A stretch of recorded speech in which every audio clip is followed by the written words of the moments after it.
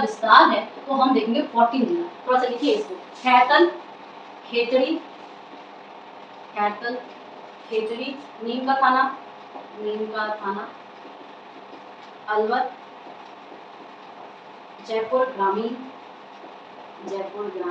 Exam में क्या आ रहा है ये पता नहीं, एग्जाम में बोल देगा कि पुराने हिसाब से, बोल देगा नए हिसाब से, तो दोनों डेटा हमारे पास होने चाहिए। जयपुर, एक जयपुर ग्रामीण, एक जयपुर खेतड़ू,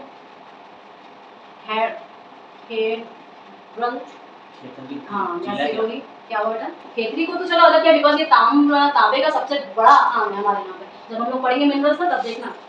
सरुम्बल, सिरोही, उदयपुर, और उदयपुर में अरावली सर्वाधिक विस्तारित है, ये तो हम जानते ही हैं। फिर चित्तौड़गढ़, भीलवाड़ा, राजसमंद, ब्यावर हम लोग जब आपका ये पढ़ेंगे ना एकीकरण वाला और डिफरेंट समाचार पत्र विजय सिंह पथिक के बारे में पढ़ेंगे तब हम लोग ब्यावर बहुत बार पढ़ेंगे, ठीक है। अजमेर, और अजमेर में अरावली सबसे न्यूनतम विस्तारित है, ठीक है। बहरोड़ और कोटपुर।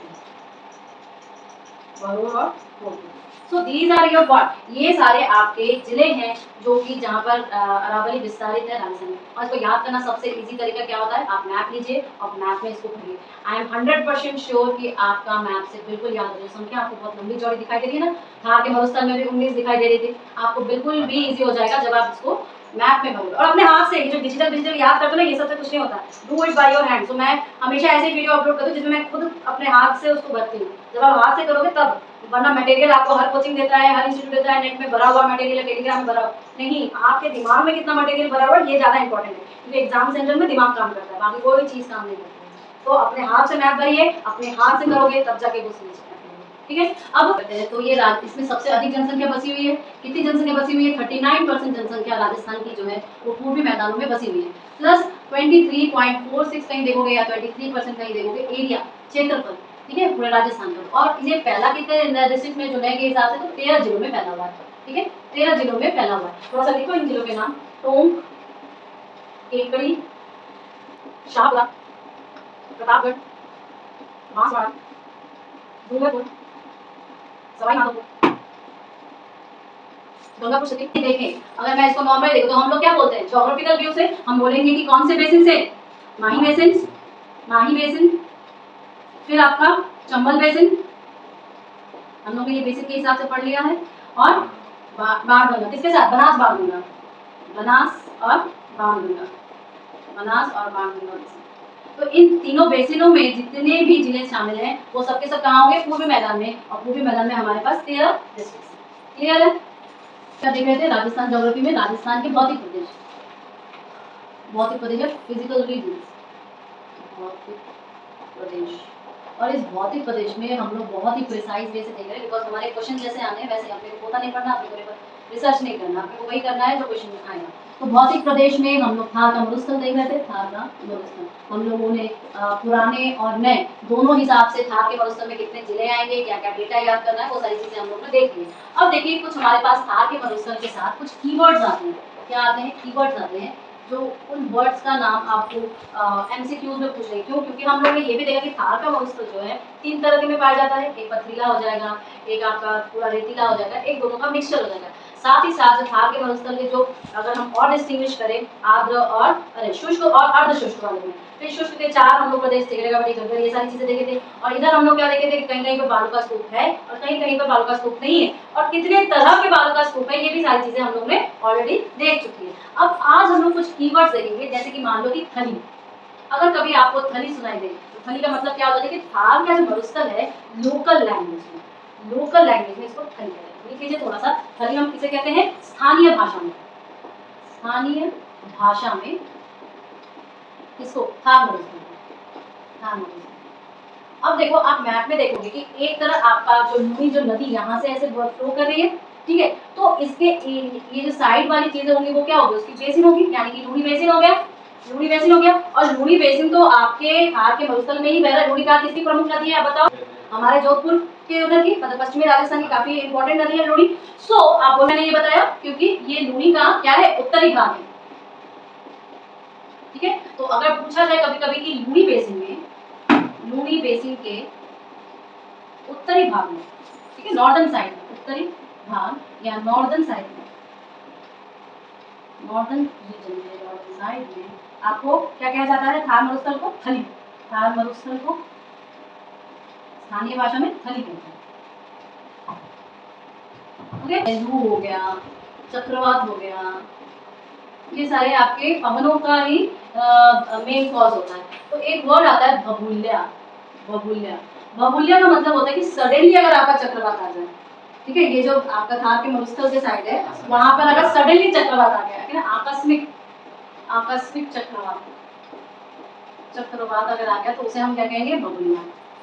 आपका मावट, मावट, मावट क्या होती है? ये जो चक्रवात होता है उस चक्रवात के बाद जो आपकी वर्षा होती है उसको हम लोग मावट कहते हैं। तो चक्रवात हुआ और चक्रवात के बाद जो आपकी वर्षा होती है उसी को मावट कहते हैं, वर्षा होती है उसी को मावट कहते हैं। लेकिन इंपॉर्टेंट ये बात है कि ये तो आप सभी जो राजस्थान में है उन सबको पता होता है, बट ये उत्पन्न किस लिए होती है? ये पश्चिमी विक्षोभ, पश्चिमी विक्षोभ यानी कि वेस्टर्न, यानी कि आपके वेस्टर्न डिस्टर्बेंस के कारण, वेस्टर्न डिस्टर्बेंस, ठीक है। और ये उत्पन्न कहाँ होती है? आपके भूमध्य सागर में या मेडिटेरियन सी, भूमध्य सागर या मेडिटेरियन सी में। ओके, आगे बढ़े। और फिर ये जो मावट है ना, ये सिर्फ आपके थार के मरुस्थल की स्थानीय भाषा है। अब बाहर की नहीं देखो, राजस्थान के जो अन्य भौतिक क्षेत्र है उसमें ये नहीं कहा जाएगा। ये भी एक तरह की क्या है? पवन है, लेकिन कैसी पवन है? ये एक सामयिक पवन है, सामयिक पवन मतलब समय के अनुसार पवन है। लेकिन इस पवन का इसको हम लोग कहते क्या है? ये एक्चुअली आपकी ग्रीष्म ऋतु में चलती है, ठीक है। ये पवन आपकी कब चलती है? ग्रीष्म ऋतु में, ग्रीष्म ऋतु में चलती है, ठीक है। और साथ ही साथ आपके जो दक्षिण पश्चिम मानसून है, दक्षिण पश्चिम मानसून, मानसून, ठीक है। तो या तो आपको एक भारत में जो दक्षिण पश्चिम मानसून है ये दो पार्ट्स में आती है, मैंने शायद पहले भी आपको बताया होगा, दो पार्ट्स में आती है। कौन कौन से दो पार्ट्स में आती है? एक अरब सागर की तरफ से और एक बंगाल की खाड़ी की तरफ से। अरब सागर, अरेबियन सी की तरफ से और एक आती है आपकी बंगाल की खाड़ी, बंगाल की खाड़ी की तरफ से, ठीक है। याद करिए हमारे राजस्थान में मैक्सिमम वर्षा कौन करती है? यही करती है मैक्सिमम वर्षा, जो कि 90% होती है, याद रखना 90% राजस्थान में यही वर्षा करती है, सिर्फ 10% अरब सागर वाली वर्षा करती है। तो पुरवैया क्या है इसका मतलब? पुरवैया आपके दक्षिण पश्चिम मानसून की बंगाल की खाड़ी की शाखा है। पुरवैया आपके दक्षिण पश्चिम मानसून की बंगाल की खाड़ी शाखा है। हमारे यहाँ पे बारिश कब होती है? इसी वक्त तो होती है, और तो कब सूखा दिन में पड़ा हुआ है, ठीक है। हाँ, तो ऑब्वियसली हम लोग यहाँ पर, हाँ समझ में आ गया ये चीज। तो ये पुरवैया क्यों इंपॉर्टेंट है? एक तो ये पुरवैया जो है हमारे राजस्थान में झालावाड़, झालावाड़ के दक्षिण पूर्व से एंट्री करती है, दक्षिण पूर्व से एंट्री करती है, एंट्री करती है। और ये उत्पन्न कहाँ होती है? जो दक्षिण पश्चिमी मानसून है वो उत्पन्न कहाँ होती है? हिंद महासागर में। उत्पन्न कहाँ होगी? हिंद महासागर में, हिंद महासागर में यानी कि इंडियन ओशन। कौन उत्पन्न हो रही है भाई? आपकी ये दक्षिणी पश्चिमी जो डिस्टर्बेंस है आपके, जिसकी वजह से पुरवैया चल रही है, जो कि बंगाल की खाड़ी की दिशा शाखा से हमारे राजस्थान में एंट्री करिए। कहाँ पर एंट्री करिए? झालावाड़ में एंट्री करिए। और किस दिशा में एंट्री करिए? दक्षिण पूर्वी दिशा से एंट्री करिए, ठीक। हमारे थार के मरुस्थल में क्या है? देखो पहले तो फलाया झील ये होता है कि आप चारों तरफ उच्च भूमि है, बीच में आपके निम्न भूमि में पानी का जमाव, ठीक। लेकिन नॉर्मली क्या होता है कि ये चारों तरफ पहाड़ियों से घिरा होता है, पर हमारे यहाँ पर जो आपका थार का मरुस्थल पहाड़ियों की कमी है, तो यहाँ पे क्या है? रेत के बड़े बड़े टीले हैं, स्तूप है। तो अगर हम राजस्थान की दृष्टि में थार मरुस्थल में देखें, इस पलाया झील का मतलब क्या हुआ कि हमें यहाँ पर चारों तरफ क्या मिलेंगे? बालू का स्तूप मिलेंगे, बालू का स्तूप मिलेंगे। और ये बालू का स्तूप के भीतर आपके पास क्या है? वाटर है। तो आपका क्या निर्माण हुआ? पलाया झील का निर्माण हुआ, पलाया झील का निर्माण हुआ। और याद रखने वाली बात क्या है? याद रखने वाली बात यह है कि ये एक टेम्पररी होती है, अस्थायी झील है। कैसी झील है? अस्थायी झील, यानी कि टेम्पररी लेक है। और ये आपके राजस्थान के थार मरुस्थल की जैसलमेर में सबसे ज्यादा पाई जाती है। कहाँ सबसे ज्यादा पाई जाएगी? जैसलमेर में, तो ध्यान रखना, कभी एमसीक्यूज में सारे झील का नाम दे दो, साथ में पलाया को भी ऐड कर दे, तो पलाया कैसा नाम आएगा? चलो नेक्स्ट देखते हैं। अच्छा, ये अगर पूछा जाए कि राजस्थान में पलाया झील कहाँ पाई जाती है, तो क्या बोलोगे? जैसलमेर में पाया जाएगा, नहीं तो थार के मरुस्थल में पाया जाएगा, नहीं तो पश्चिमी मरुस्थलीय प्रदेश में पाया जाएगा, या अपने हिसाब से जो ऑप्शंस में होंगे उस हिसाब से लिखोगे। क्या है? झील का निर्माण, यानी कि पानी जम गया, गदगदा टाइप का एक दलदली मैदान बन गया, दलदली भूमि बनी। तो अब मैं क्या कहूंगी आपको कि अगर हमारे पास दो ऊंचे ऊंचे बालू का स्तूप है, ठीक है, उच्च भूमि है, और बीच में अगर आपका एक मैदान बन रहा है, मैदान या प्लेन बन रहा है, ठीक है, मैदान या प्लेन बन रहा है, तो उसे हम क्या कहेंगे? बालसन, बालसन मैदान, ठीक है। ये भी आपको जैसलमेर में ही मिलेगा, बिकॉज निम्न भूमि और दो तरफ ऊंचे ऊंचे बालू का स्तूप।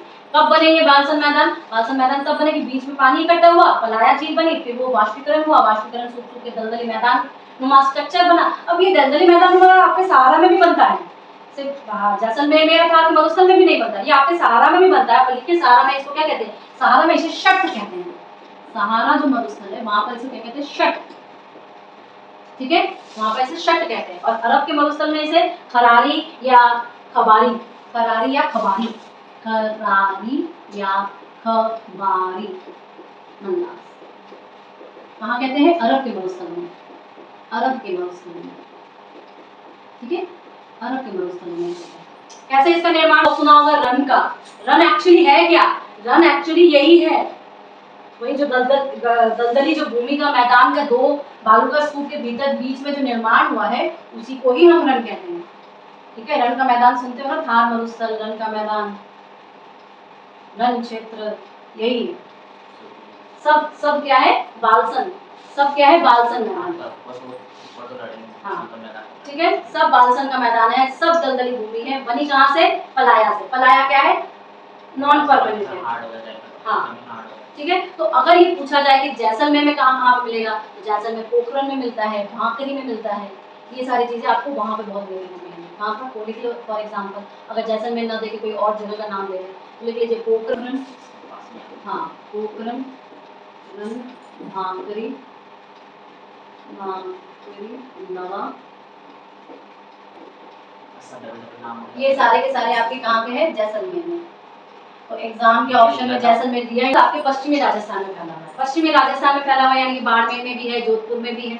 हम तो ये जैसलमेर की बात कर रहे हैं रन की, लेकिन जब हम इसको बाड़मेर की बात करेंगे तो हम उसे क्या कहेंगे? थोक, इसी चीज को, यही बालसन मैदान को जब हम कहाँ पर बात कर रहे हैं? आपके बाड़मेर में, बाड़मेर में, तो बाड़मेर में हम इसको क्या कहते हैं? थोक। देखिए, तो जोधपुर में हमें क्या मिलेगा? बाप, जो कि आपके फलौदी रन है, फलौदी गांव के नाम है तो मिलेगा भाई। अभी मैंने बोला था कि जो थार का मरुस्थल है, थार का मरुस्थल एरिया क्या पड़ा था? 029209042 एरिया वाइज, लेकिन उसमें भी मुख्य मरुस्थल क्या है? 1,50,000 किलोमीटर स्क्वायर है, राइट। तो उसी वक्त मैंने आपको बोला था कि अगर हम ब्रॉडली इसको देखें तो हम कहेंगे ये हमादा है, वर्गीकृत है, रैक में वर्गीकृत है, और इर्द में वर्गीकृत है, इर्द।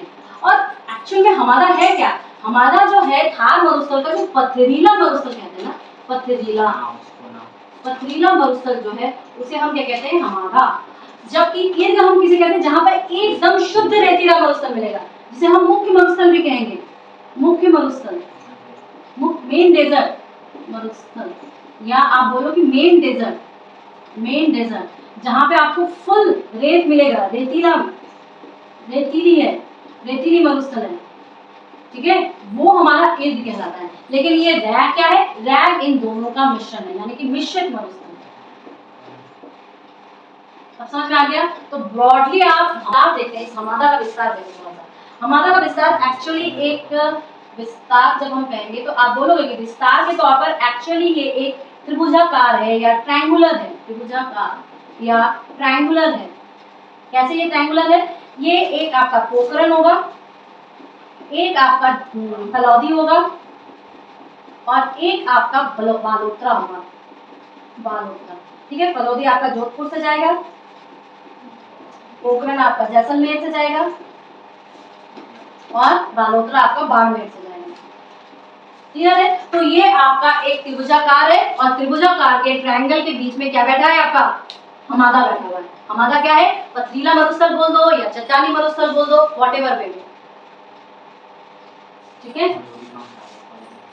और आप जो ये हमादा का उपयोगिता है ना, हमादा की जो उपयोगिता है सबसे ज्यादा अगर आप देखना चाहोगे तो सौर ऊर्जा उत्पादन में, ठीक है। तो इस हमादा का सबसे ज्यादा इंपॉर्टेंस आपकी सोलर एनर्जी के प्रोडक्शन में,